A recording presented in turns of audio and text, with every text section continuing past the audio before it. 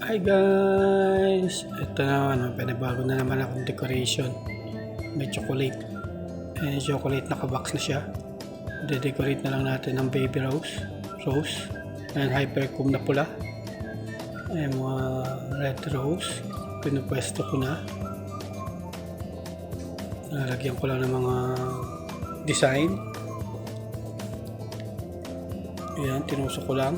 Baby rose ulit. Nilagay ko na lang. Ayan, ginugupit ko lang para tumusok na maayos. Ayan. Rose ulit. Lagyan ulit natin ng rose. Puro red ang kulay ng design na nagustuhan ng customer. Ayan, nilalagyan ko ulit ng hypercomb.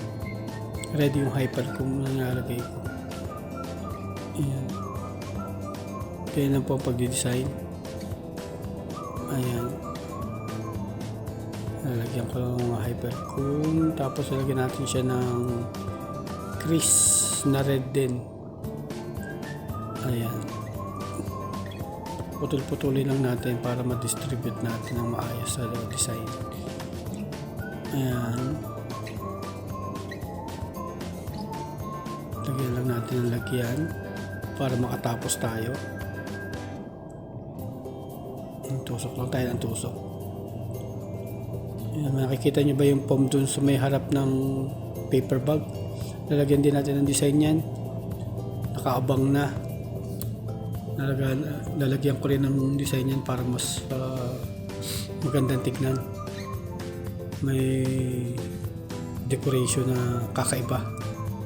Ayan, sinasalansan ko lang yung mga crease na pula. Ayan, mabusisi masyado itong pinapagawa ng customer at nakita lang niya sa dating application namin. Pinapagaya ulit. Ayan, tusok. Sige, tusok lang ng tusok. Ayan, ayan, hanggang matapos tayo. Tapos lalagyan natin siya ng Casablanca mamaya. Kulay puting Casablanca. Pagkatapos natin i-distribute lahat ng red na crease. Ayan, nilalagyan ko lang yung harapan, yung kulay green. Tinatakpan ko na ng crease na pula rin.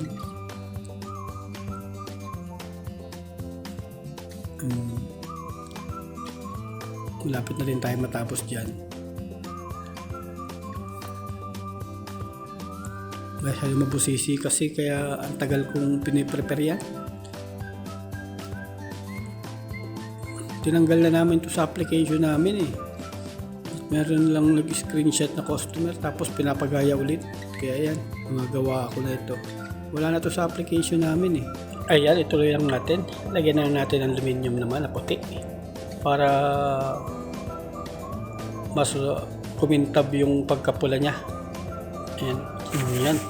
Itusok lang natin yung mga aluminum para gumanda ang design. Ayan. Ayan naman sa likod. Tusok. Ayan sa harap. Hindi natin ang aluminum na puti. Ayan. Tapos lagyan natin ng uruskus. Ayan. Tusok tayo ng mga uruskus. Dahon-dahon. Ayan. Ayan na yung Casablanca. Tinutusok ko na yung Casablanca. Ladigan pa natin. Ayan.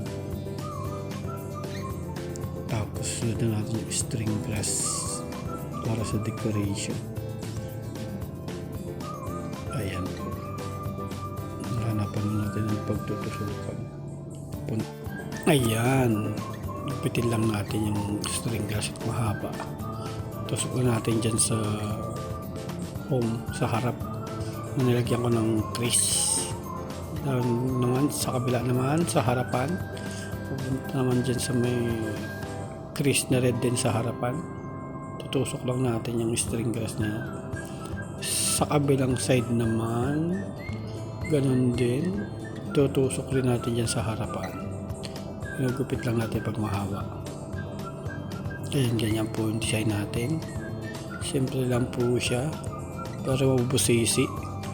Kailangan natin ng uruskus.